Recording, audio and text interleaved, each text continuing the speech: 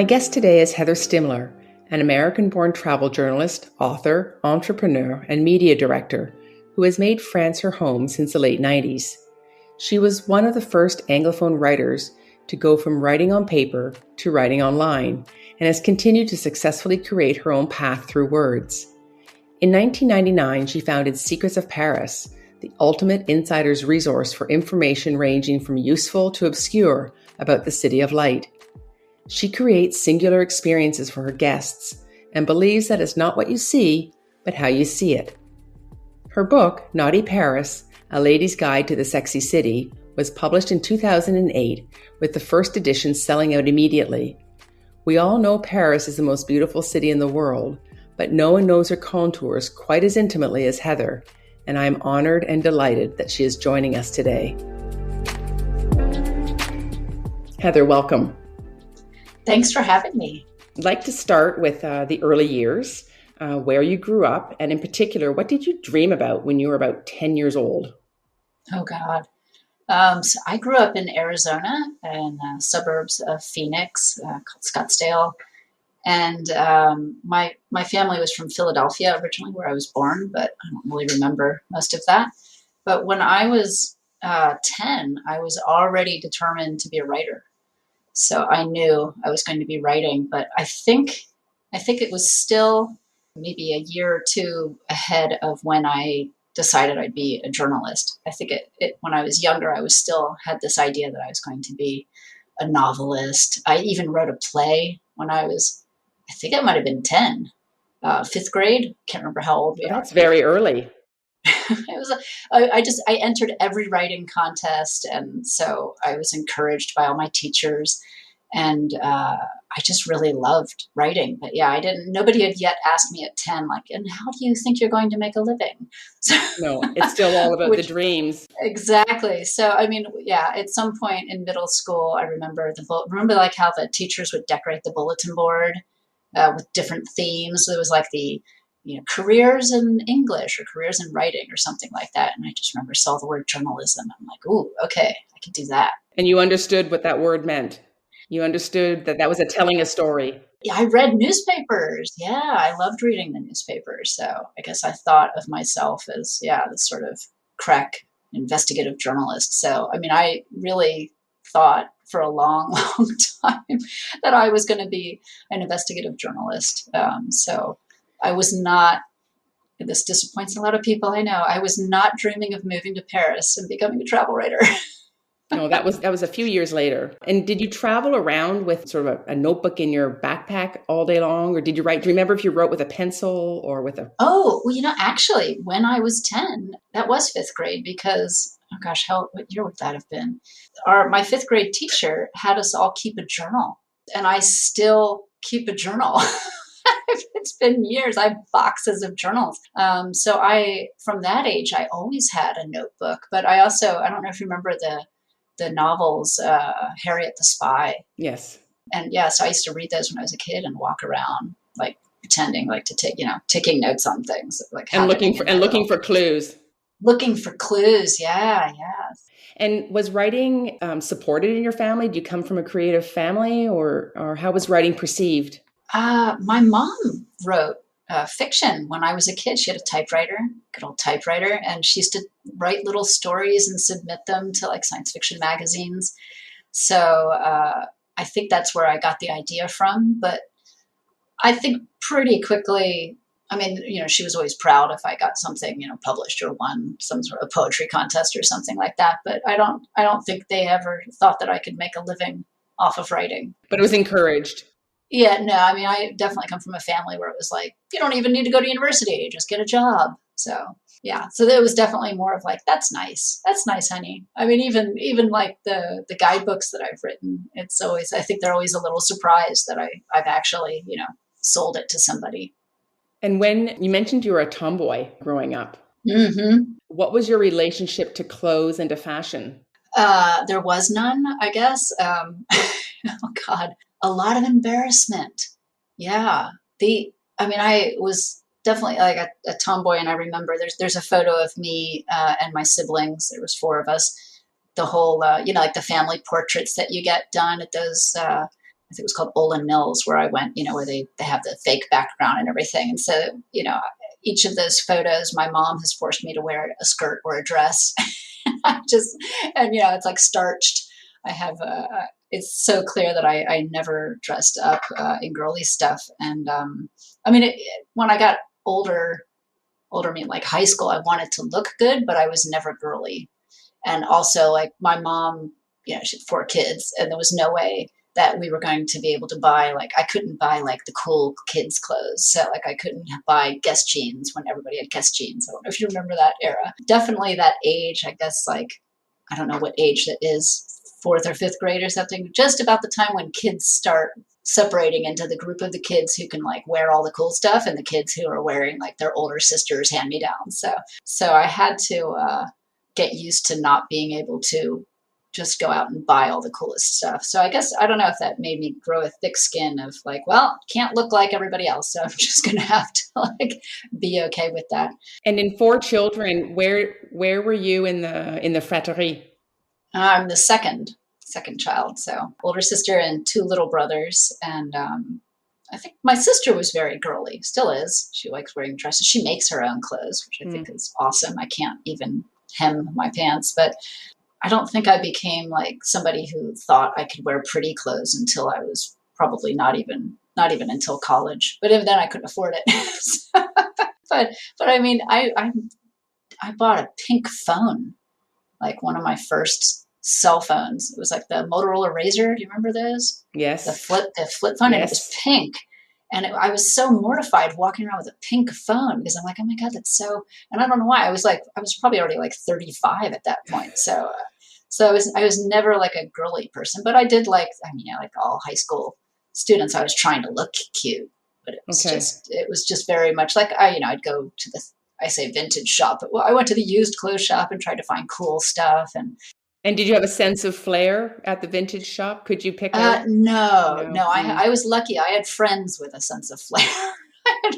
Every time somebody else picks clothes out for me, they're awesome. Every time I try to shop, if it's not already on the mannequin, like fully dressed outfit, I have no idea how to put stuff together. And nobody believes me when I say that, but people who've known me a long time also notice that I wear the same clothes until they disintegrate. And every once in a while, like when I go back to the States, like my sister will ask me, she's like, oh, is that what people are wearing in Paris right now? I'm like, oh, I don't know. Probably not. I'm like, I just wear it because I like it and it's comfortable and I can afford it. And I think it looks okay. It passes. So I've had good fashion moments, but they usually seem to be accidental. I don't know how this happened, but my very first real job in France was for Elle magazine.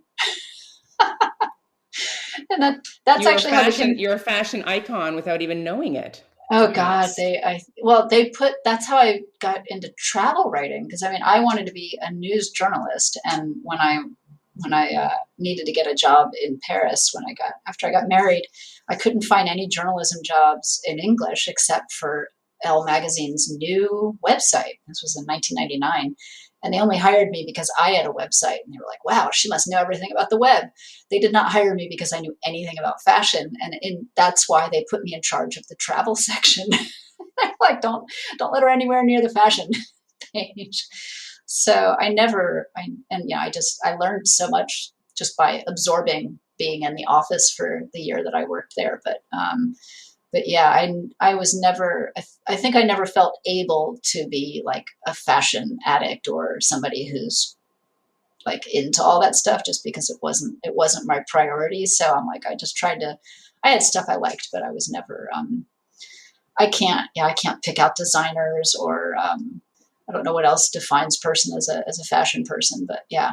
Did your relationship with clothes extend to your body as well? Or how, as a teenager, was your relationship with your body? Oh, I've always been really sporty. So I was like a stick. And that was okay? That was okay to be a stick? Oh, yeah. No, I was fine. I think my biggest, and this is probably appropriate to be talking to you about this, my biggest stress growing up was that I looked like a boy. flat chested up until I was probably didn't even need to wear a bra until I was 18. But I had short hair. So like one of my friends, when we're still friends now, she came up and talked to me at school when we were in middle school, and we hadn't gone to school before that together. So she came up to talk to me because she thought I was a cute boy.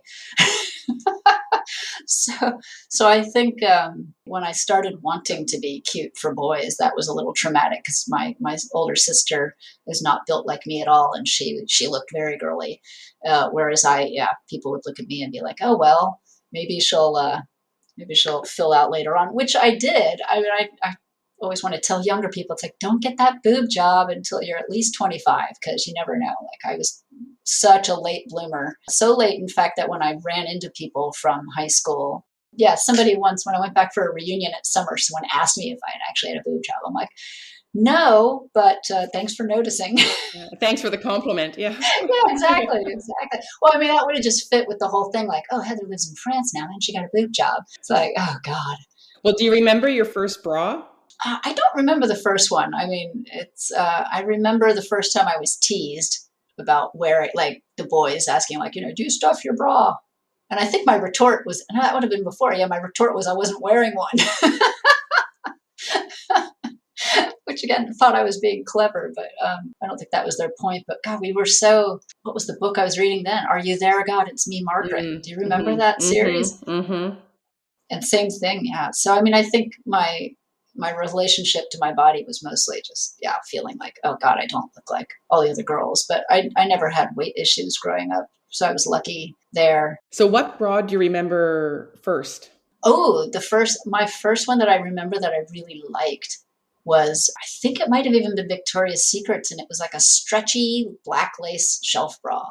And this is quite late because I got it, I think I might have been a senior in high school already. Gosh, I'm really oversharing here. Maybe not. You're in the right place. I'm in the right place. There was a book, and I'm going to have to send this to my best friend, Leslie, who, when she was corrupting all of us in high school, she passed around a book that she read called Boobs, Boys, and High Heels. Do you know this book? No. By a woman named Diane Brill. And it was the subtitle was How to Get Ready for a Date in 6 hours or Less. And it was all, and our friend Leslie, like, she discovered the bustier. So this would have been 1992, 93, 93, 94.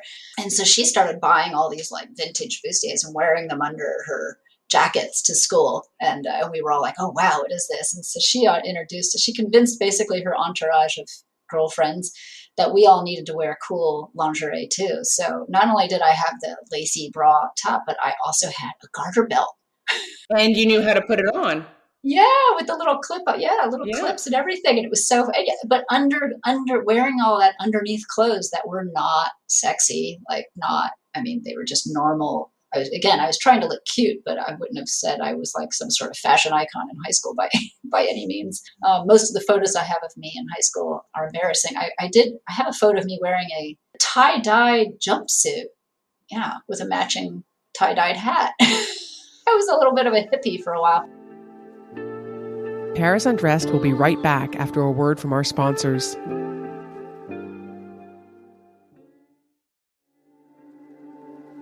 And now, back to Paris Undressed.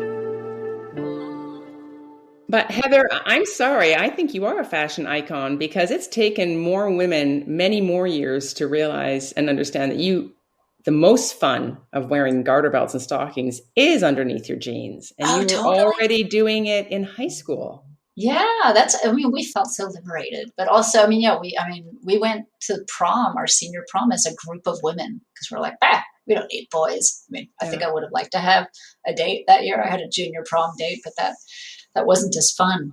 But we all dressed up and went to prom together, and even had false eyelashes, which was crazy back then too, if you weren't a drag queen. So Arizona in those days, the only way we could sneak into any bars is if we went to the gay bars because they were so happy anybody wanted to come in that they didn't card us. But we'd go see the Rocky Horror Picture Show, go to a drag show. Dressed to the nines underneath it all. Yeah. We were always, it was a bit of a strange group. I mean, this is also, I mean, I grew up in Arizona in the 80s. So, I mean, it's cowboy boots And garter belts. and garter belts. Yeah. And do you remember knowing whether you liked the sensation of wearing them, or it was more of a gadget, or was it Oh no, I a... totally loved it. I love the fact that you could feel it when you walk, but also like the bra. It was, yeah, they called it, I don't know if they still call it that, the shelf bra. And I have to say, like, this was back before Victoria's Secrets had every single bra was padded. So this was not a padded bra. It was just, it just lifted, I guess, from the bottom. So it actually made, and I was like almost a B cup at that point, so like 18. And yeah, it actually made it look like I might have had boobs. I remember the first time a guy saw the garter belt, like he was very didn't know what to do with that. The boys in our high school were not prepared for us. That's for But sure. if Victoria's Secret was calling it the shelf bra, that's where balconnet comes from. That it's that the idea is that when you're at the opera, that if you're looking down from the seat above, that you can see on the balcon the poitrine and the chest in its full glory. So that's a high school, and then you went to university in Minnesota, and then part of a study abroad program landed you in Paris while you were an undergraduate. I believe you didn't speak French that well at the time. So can you tell us a little bit about why you picked Paris, and in particular, if there was a specific moment that you knew you would come back and stay? Ah, interesting. Well, I picked Paris because I didn't really have a choice. I knew I wanted to study abroad and I wanted to go for the whole school year. One of the reasons I picked Carleton College, which is where I went to school in Minnesota, was because they very much encouraged study abroad, almost considered a requirement.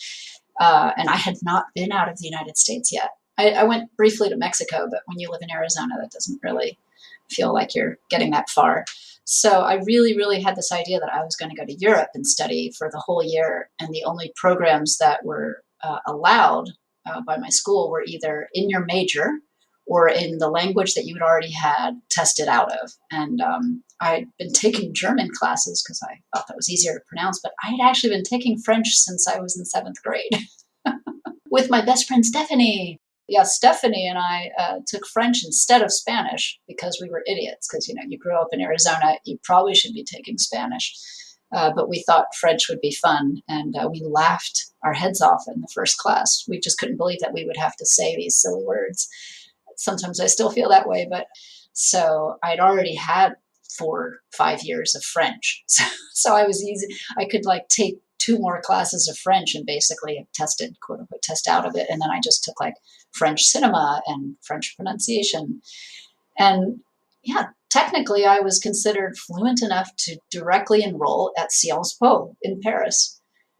And to this day, I still I still am flabbergasted that somehow my professors signed off on that because as soon as I got here, and it might have also been culture shock a little bit, as soon as I got here, it was like I drew a blank and just could barely understand anyone at all and could barely communicate, which was, I mean, I was a junior in college and used to being one of the smart kids. So it was hard. It was like a very humbling thing to suddenly feel like the dumb one. But was your French, did you have a speaking fluency from learning in high school and before you came to France, or what was your level of facility in being able to communicate?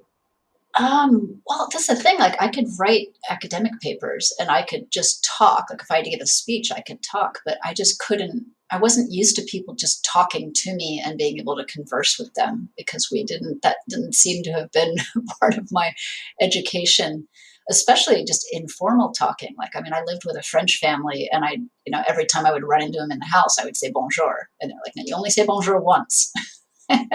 And even just saying like little things like, how can I help with the dishes, that kind of thing. I knew how to speak academic French and I was a political science student, so which is why I ended up also in Paris, because I remember my department head was like, there's an amazing political science school in France that you should go to, and you speak French, it'd be perfect. So I did not go to Sciences Po in the end because when I arrived, they did, just a check, just a formality. We're going to check your French. And I failed. Oh no. Oh I no. failed it. So they sent me to it's like the Catholic school. I took a few classes there, but I did most of my classes at the University of Paris too, on the Rue d'Assas, which was international relations and law. And did you love it? Uh, I was, yeah, mostly didn't understand. But I mean, there was so many things that were wrong though. Like just that whole, especially the fall semester was. Not only did I not really understand French so well, I was taking my notes phonetically, thinking I would catch on. And I lost that notebook in a taxi once, so I'm really sad about that. It's the only notebook I've ever lost. But also these were third year political science students, and I was a third year liberal arts student who had taken political science as a major. So they were, and a lot of the textbooks were in English. We could go and find them. A lot of the expat students would go and dig them out. I just remember one of my teachers for an economics class was saying something, and I must have looked confused. It was probably my default look, and so he started explaining it in English, and he's like, you can write your answers in English on the exam if you're not sure what it is in French. He's like, I know international economics, and I finally had to admit, I'm like, yeah, I don't know what that is in English either. I didn't know what a lot of the political science stuff that he was talking about European international relations, because we just hadn't covered it yet in my classes in the States. So, But something about the experience intrigued you enough, though, to want to come back. yeah, well, no, and I did. I should just, by the way, mention also, this was 1995. I arrived 2 weeks after the metro Oh, bombing at Saint right. Michel, and then there was another one just after my arrival at Maison Blanche. And I think they stopped one from blowing up at the Musée d'Orsay station, the RER station. But so there was this weird whole terrorism aspect. And then also, which I don't think worried me as much as me not understanding French, weirdly enough. But there was also the huge strikes that fall because of Alain Juppé, the prime minister at the time, against his, I guess, the measures for the 35-hour work week and bringing in the euro and all that. So there was huge strikes, and I'd never seen strikes before. And all of the expat students were like, what do we do? And our advisor was like, you walk. Because there was no metro at all for 3 weeks. There was no trash collection, no postal delivery. There was no, I think they stopped the trains. There was no air traffic controllers. And it was just, went up until Christmas, just before Christmas, it finally all ended. So that whole time, I would walk to school. I even hitchhiked once to school, and I'd get there, and then there's nobody there because they couldn't get there. I wasn't even in class for 3 weeks straight.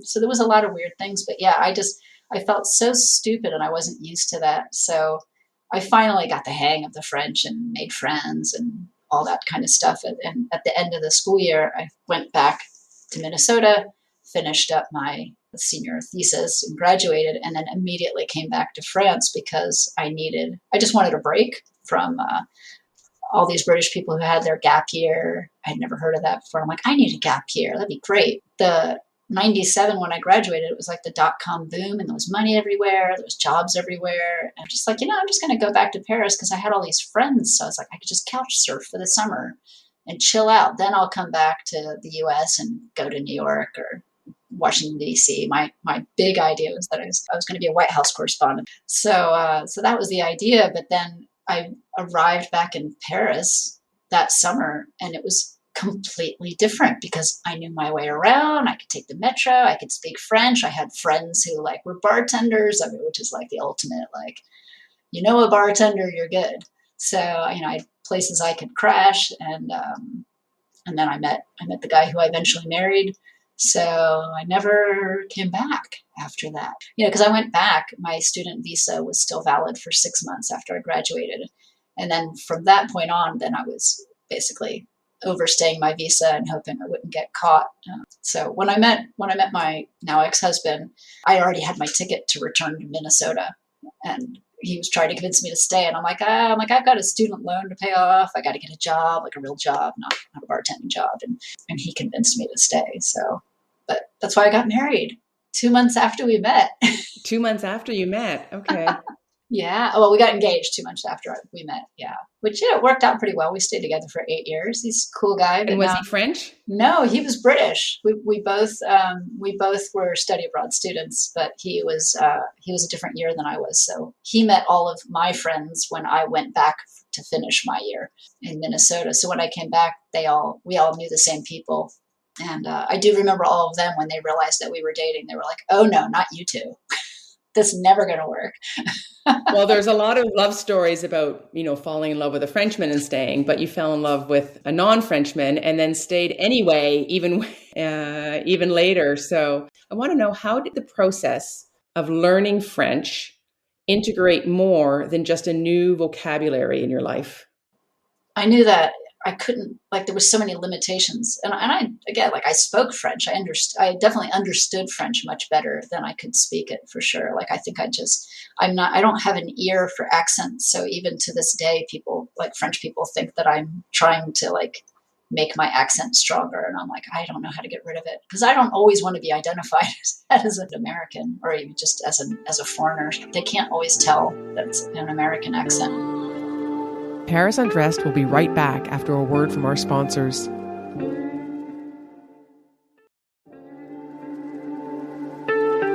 And now, back to Paris Undressed. I remember when we first arrived, finding an apartment, of course, is the first ordre du jour. And at the time it was Figaro and Particulier, and I would just go through all the ads.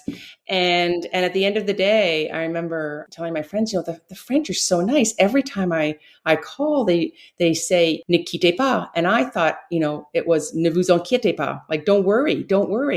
And I had That's so sweet. I had no That is idea. so sweet.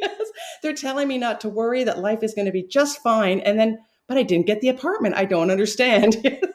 But it's just how I lived a completely different experience because I misunderstood the word of what I was being told. And that's worked both ways, good and bad. So. Yes, yeah. And that's definitely true. Like, I never understood when people were talking badly to me because I couldn't catch the nuances. I couldn't catch the sarcasm. And I do remember I had a moment, the first time I remember going to, like, a dinner party where nobody else spoke English, and I made it out alive. I'm like, oh my God, I just spent the entire night speaking French. I was so proud of myself. And exhausted. And exhausted, yeah. And sometimes I'm still like that, but I still remember going to this one very fashionable dinner party with a French guy he's finally settled down. He's got a kid now, but at the time he's quite the bachelor. So he was very, very much in demand and never wanted to settle down. And I was the person he'd invite to go to parties so that he could hit on women, because we were good friends, but we were never going to be a couple. I would ask him, like, well, I don't understand, like, why wouldn't you go by yourself? And he's like, you'll see. He's like, I need a buffer zone. I'm like, okay. But that just meant that we'd go to these parties, and the women that thought that I was competition would just, like, try to rip me apart. And usually I had no idea. And I think at one point when we're all sitting around the table and everybody's talking, every once in a while, if I would talk, they would all stop talking to hear what's the American saying? And to this day, I blanked it out of my mind, and he won't tell me what it was, probably just because he's polite.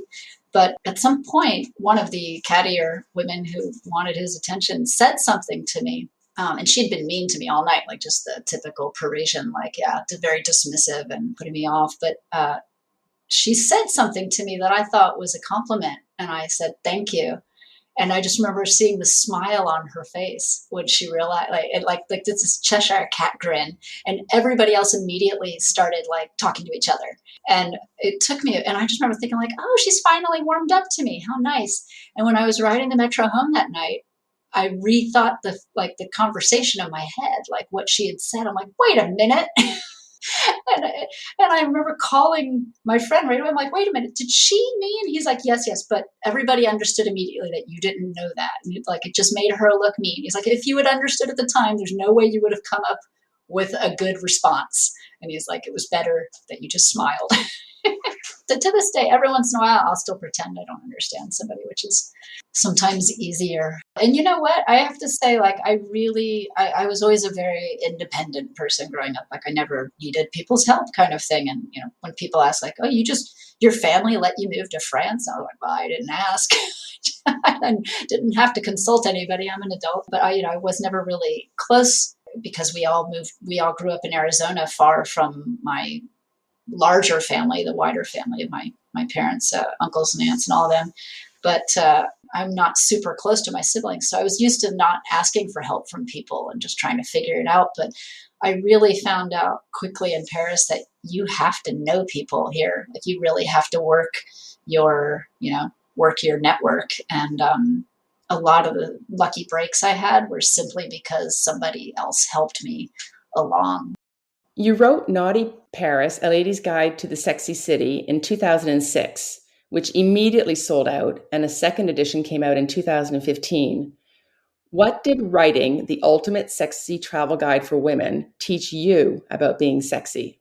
A lot. I don't know if I've ever really put all of those lessons into practice. I try to, but it was definitely researching that book and all the people who I met, who I interviewed and who I featured in the book really were so great in sort of communicating all the things, beyond the cliche. It's not just what you're wearing. It's not just a certain body type. It's not like just going beyond all the cliches and really going to what is it about the whole, really the mentality of it, like getting into the mindset of feeling sexy, because anybody can be sexy. Like, it's not something you can purchase. Yeah. Is the word sexy easy for you to be or to even identify with? I think it's, as soon as you ask that, even before thinking about the first sexy bra, realizing that I never felt like a girly person, but I could do sexy, because I think that's very American, actually. I think we're much more comfortable with sexy than we are with just, I don't want to say feminine, that sounds wrong, but I feel like we can do sexy as in I'm trying to pick up a man to have sex, as opposed to just being a sexual person that's not directed towards actual sex. Does that make sense? I'm not sure if that makes sense. Mm-hmm. A lot of French women will say, they'll say you can be flirtatious with the baker, it's not because you're trying to pick him up to have sex with him. It's just that it's just a pleasant way of being. It's just a way of adding this little spark to the, you're just there buying bread, but it makes his day, makes your day. And again, it's not sexual. It's sexy. No, but it could be. And it could be. And For because sure. it could be, then there's this vibe that goes on. So yeah. But I think sexy was a word that changed for me a lot when I came to France, that it was that there was more choice in that than I actually had perhaps understood growing up. It's just an interesting word as something that you either identify with yourself or whether that's something that's imposed. Yeah, I think it is hard for us to say that we're sexy. I mean, it sounds like I'm telling people I'm sexy, like I'm a great person. Like to be sexy, you have to be hot. Yes. And it's not the same thing. Yeah. So you could say, yeah, I think I'm sexy, but I feel like in an American, that makes it sound like you're saying, yeah, I'm hot. Which good girls don't say. Exactly. Yeah, exactly. Or, empowered feminists don't say. Yeah. So there's that whole thing. But yeah, I was really shocked when I was a student. And I remember the exact moment. It was probably the first week I was here. I saw a woman with, silver hair. So a woman of a certain age, very well dressed, but wearing black leather pants in the middle of the day. And she did, in a little jacket and a scarf and, the French look. And I was so shocked. I'm like, oh my God. Look at her. She's just got those sexy pants on. And they weren't even they weren't skin tight or anything. They were just black leather pants. But I was like, wow, she can do that. And that whole discovery that French women can be sexy at any age and can be desirable and can be flirtatious and fun. And again, yeah, it doesn't have to necessarily be about sex. Because I do feel like in the States, you put that in its little closet. It goes there. You don't bring that out at work. You don't bring it out around your family. Like, it's only for the guy you're trying to seduce kind of thing. Whereas I feel like in France, it's just who you are. Like, it's just part of being a human, that you've got your sexy side. It's a form of self-expression. It's not necessarily seen through the lens of somebody else's desires. Exactly. Yeah. Yes. Yeah. And I think that's I would say the feminist side of it, but also, the part that it doesn't make me feel like it's objectifying.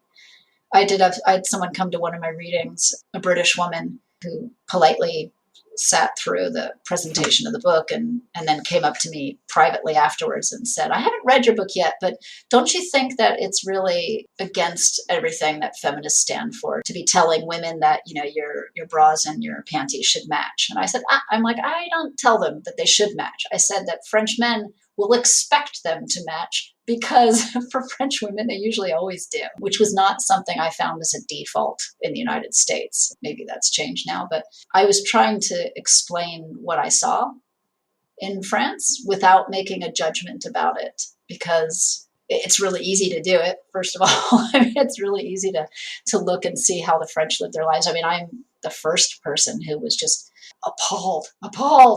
I didn't think I was a Puritan, but it's really hard to get away from that, being raised in the United States. And I could not believe how casually people talked about mistresses in France and cheating, and just on both ends, not just the men. But it was really hard for me to wrap my head around that for a long time. And even when I got married, I remember we were walking down the street together to go to lunch. I'd met him at his office over in the Madeleine district, and he worked in finance.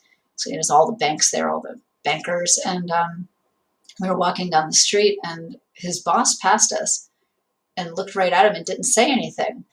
And he didn't say anything to me. And he came home from work that night. He's like, you know what I just learned? I said, what? He's like, wait. He's like, my boss passed us today when we were on our way to lunch, and he didn't say anything to me. And I thought it was like, oh my God, like, why does he just blow me off? And he's like, so I said something to one of my colleagues, a French guy, and he's like, well, didn't you stop and introduce your wife? And he's like, well, no, I was waiting for him to stop because he's my boss. He's like, I don't know. He just assumed that it could be your mistress, therefore he's not going to stop you and humiliate you unless you stop him. And I was like, that is the craziest thing I ever heard, that you just, like, by default, it could be the mistress.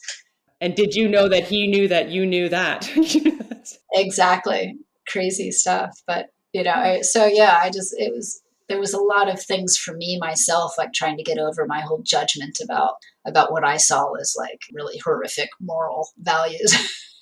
Well, I think we all go through a judgment phase of when judgment slows down and the observation turns up, you start to understand why something is the way it is.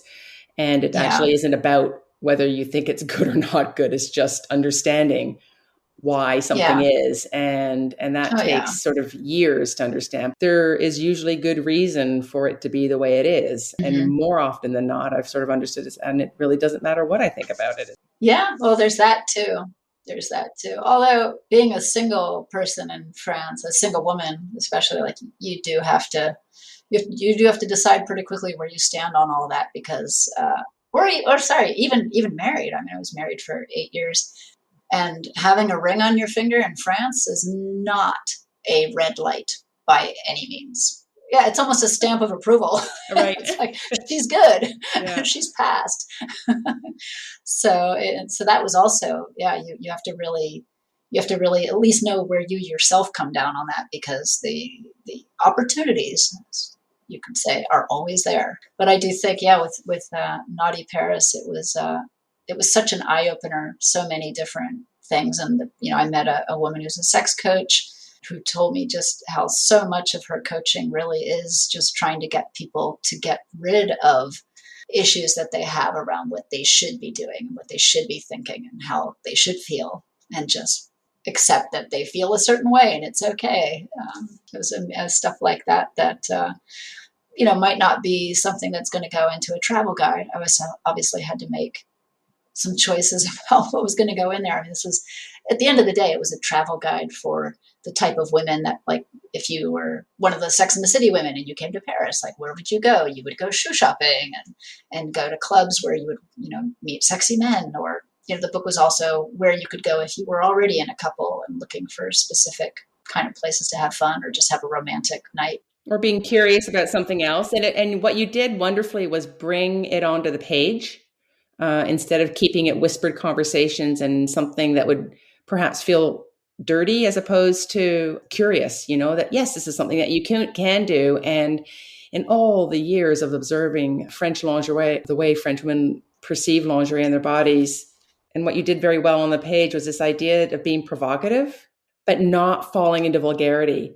So your book was really just this, it was very comforting in that you felt you were getting it from a trusted source, whether, I felt almost related to you. I could trust you, that you're going to tell me you weren't going to send me off to a place where I was going to get myself into trouble.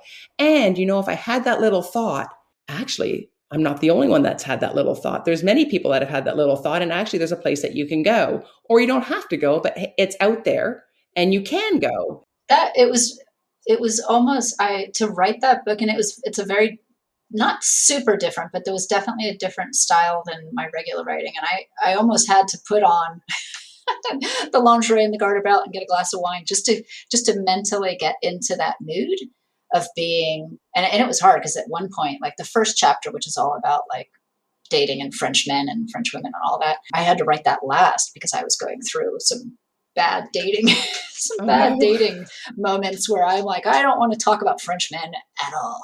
Like, go away. So I had to hold that off to the end, but sometimes it was hard to get into the mood that I needed to be in. And I guess that's what I mean now. Like, I don't walk around ever feeling like, yeah, I'm sexy, but like, I feel like I can get there if I can like put myself in the right mental place. Funnily enough, to get the tone right really came from lingerie. And it was at the time I had a good friend she's gone back to live in the States now, but she had a lingerie company here in Paris for a few years. And she's the one that I think really helped me define just that idea that like in France, sexy lingerie is something that like beautiful lingerie was something that's for women and all women. Whereas like I felt like back in the States, it was either the sporty stuff or the trashy stuff. And there was nothing in between. Like there was no respectable way of having expensive lingerie or just nice lingerie. So that was like a good jump off point for me, just being like, yeah, where is that space? Paris Undressed will be right back after a word from our sponsors.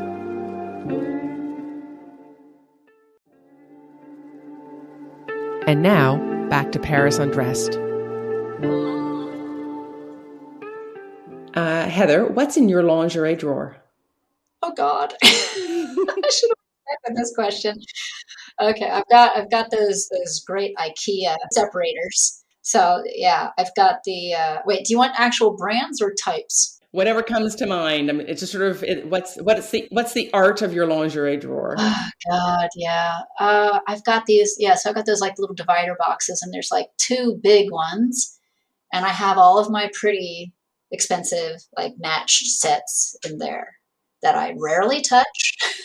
I probably should touch them more often. Some because they're just like, there's no way to wear them under clothes without them being obvious that I'm wearing something. Because some lingerie, yeah, it's just like, it doesn't fit under like a white t-shirt, for example, like unless you're trying to advertise something. Yeah. And also because I don't want to wear it too much because the stuff's expensive and I love it and I want to keep it in good shape. But so, yeah, I think especially when I was going out a lot more in my nightlife years, in my pre-running years. Now I've got a lot more sports bras. But yeah, my daily stuff, which is kind of in the smaller boxes, because mentally I want it to be in a smaller space, but honestly, they take up more. There's actually more stuff stuffed into them. So I think my daily lingerie drawer should probably be separate from my special occasion. So I've kind of gone back to I hate to say it, my American roots, but I like the little, although I do like lace, but I'm very much like, I like the boy short. I used to be a very big fan of the thong because then you don't have panty line issues. Mm-hmm. But yeah, older I got, the more I'm like, I'm going to go for the boy short because that's more comfortable. And I mean, which can totally be cute too. They're not necessarily cheaper for some reason than a thong, or I guess that makes more sense. The thongs were not cheaper than the full coverage. But yeah, day to day, I still like wearing good lingerie. Like it has to be supportive and obviously not just the sports bra thing. I do have a boyfriend and he's French. He's Parisian by birth. And his own style is very rock and roll, I guess you could say. And he likes when I'm being girly, but he's not one of those Frenchmen that is a lingerie connoisseur. Mm-hmm. His English is not good enough for him to have read my book. Okay. Although he did look at it and he was very impressed. Yeah. But so I don't know how much of that he vibes on. And do you have any favorite brands off the top of your head?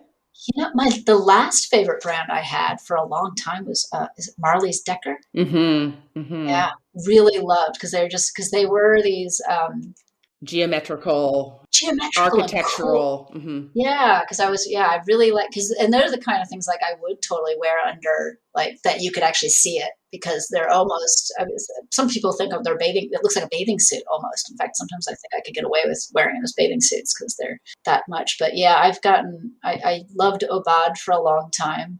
It's so hard to explain to people how much lingerie costs. Mm-hmm. Like it's so expensive. And you know, they have the sales, but you never have your own size or the matching ones in the sales for some reason. I don't know. There's that too. You have to try it on, or I have to try it on because I always find that like it doesn't look like on me like it does on the mannequin. I had one of those moments of denial about the shape of my body changing as I've gotten older. So I was like a solid kind of B, almost a C cup for a long time. And that's like a nice sweet spot for lingerie because you really like almost everything looks good. And I'm still rather small on the size, but I've gone up to like a large C, which is like in France, I know in America that's like a normal size, but in France, you're like getting into like you're a big woman size. And I'm like, holy cow. So like your choices are much less, or like everything that I've tried on. Like if it's a less expensive brand, I find like these kind of cutesy, I always call like these kind of teenager bra shops in Paris. What do we, is it Etam? Mm-hmm. I think is one of the lingerie stores. Like places like that, if I go into, it's just like everything is like too tiny or feels like it's just going to like bust off. Mm-hmm. It's not the same construction. Yeah. Some fun prints, but not the same fit.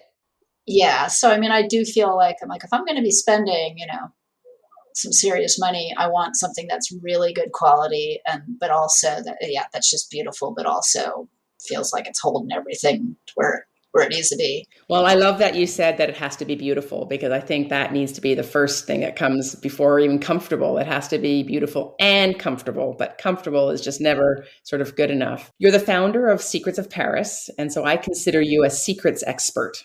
And I was thinking about the word secret, which is really quite a complex and layered word. There are secrets we keep to ourselves, and there's secrets that we can't wait to tell someone. The French have an expression, jardin secret, that translates as secret garden and refers to a private place for your thoughts and desires.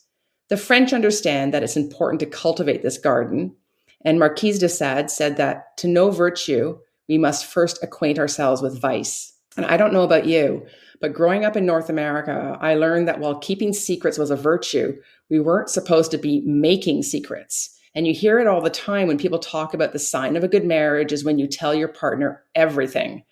And especially in North America, when we celebrate the idea that I married my best friend and best friends tell each other everything. So there seemed to be something that felt kind of wrong to be having secrets that might not include your partner. And that was something I found destabilizing as a thought process. And I was wondering what you think about secrets and having a jardin secret.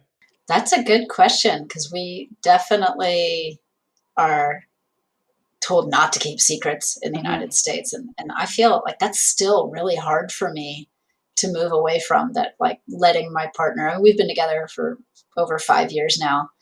And I found out he had a drink with one of his exes when he was traveling, which I'm totally fine with, but he didn't tell me. It just kind of popped out at a later date. And I'm like, but you kind of told me how that whole trip went and you left that part out. And he's like, oh, well, it was literally like just like on the way out to, it's like, it was like 20 minutes. And I'm like, no, like, it's just weird that you didn't mention it. And as soon as it came out of my mouth, I'm like, oh my God, I'm being so American right now. being so American. It's like, I kind of, yeah, it's like, I don't need to know. I want to feel like he gets to have his little private life too. But yeah. And what about you?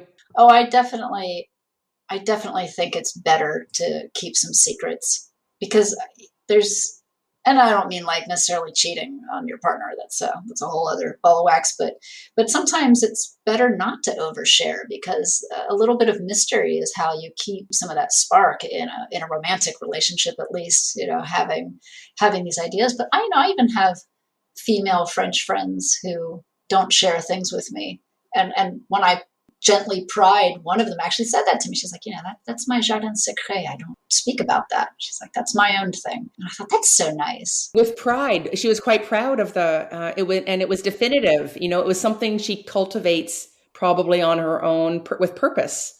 Well, and yeah, total lack of shame. Whereas I think, yeah, in the United States, it's almost like just the idea that you have a secret is shameful. And that's surprising. Or the thought of a secret or the thought of a possible secret is already feels like you should so go and say, I don't know, 30 Hail Marys or something, It's, I know. And do you know that is what's tied to perfume and difference between French perfume and American perfume? This was fascinating. No, tell me. I interviewed Denise Beaulieu, I think her name is, for the second edition, and she's a French woman. She writes about perfume, so she's a perfume expert. She might actually be originally from Canada.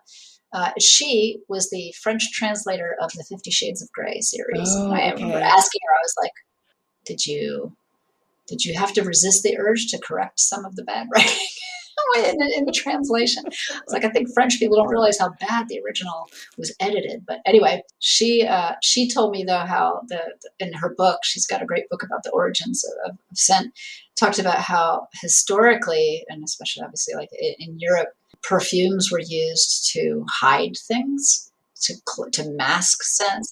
Also, were considered things that women used to bewitch men, and so Puritans were very much against perfume in that sense. So, like in the United States, all of our scents are like clean laundry and fresh citrus and happy, like very happy, clean scents. Whereas in Europe, they're still sterile. Yeah, much more into this, like, I've got something secret and I'm not going to tell you. And it's like just these like almost erotic scents. Mm-hmm, And mm-hmm. we don't really approve of that in the United States, which is interesting that's where that all came from just this history of, them thinking that witches were using scents to hide poisons or to hide or cast spells spells that they were casting. Yeah, absolutely. Oh, fabulous. Which of course immediately makes me want to go out and get like a really naughty perfume. So, but I mean that for example, that changed the way I looked at perfume forever. It's like the way I shop for perfume now is totally different because I'm like, yeah, I want people to think I got a few secrets when they smell my perfume. I don't need them to think like, wow, she used soap today. Well, what you're talking about too is this idea of imagination. It provokes curiosity, imagination, and what if, as opposed to just sort of telling the whole story. That whole show don't tell. Heather, if you weren't a journalist, what might you be doing? Well, I know what I'd like to be doing if I wasn't a journalist. I'd be a gardener. I'd love to garden. I don't know if like landscape gardener. Yeah, that sounds more fancy. That sounds like me. Instead of being a novelist, I'll be a journalist. But yeah, I love this whole idea that you could spend your whole life working with plants and in nature. And growing. Yeah, I mean, I went through a bout of carpal tunnel back in the early days of being a professional writer, and that was scary. This was like back in 2000, 2001, I was trying to use voice recognition software to work. And at that time, it was horrible. I think all those companies went out of business at the time. But during that whole time, I remember thinking, like, what am I going to do if I can't write? What could I do? Yeah, I'd want to be outside. Even during the pandemic, same thing. I mean, I was attached to my computer like everybody else. I do media work for a nonprofit, and they were on full go during the entire pandemic. So I wasn't sitting around bored by any means, but I just kept thinking, like, God, I would love to be out somewhere in a garden. And what are you curious about right now? Curious about, rock climbing. Yeah. So my boyfriend's going to get me. He's got a he's very French in that he wants me to know in advance, so it's okay. But he's getting me some lessons at a local rock climbing wall or climbing center here in Paris. And I've never done it. And we've gone out to Fontainebleau where there's some great boulders, and him and the kids like scrambling all over the boulders. And Fred's done a bit of climbing himself, but the whole idea of it just looks terrifying to me. Are you scared of heights? Not at all. Not scared at all. I guess I'm afraid of falling. So. And I feel I've got little twig arms. I've done a lot of running, and I feel like I can climb up on stuff with my legs. But yeah, this idea of like trying to pull myself up with my little tiny arms and little tiny fingers sounds like it sounds almost impossible. And he's like, yeah, but if you get someone to show you and walk you through it, and then you feel more comfortable, and then you can try it, and we can do it together. I'm like, oh, okay, that sounds nice. Yeah. Yeah. And it's outside. There's plants. Exactly. There you go. Yes. Plants. Although I'll be practicing on a wall inside of a place with cushions. For a while. I hope so, with a padded floor. Yeah. Paris Undressed will be right back after a word from our sponsors.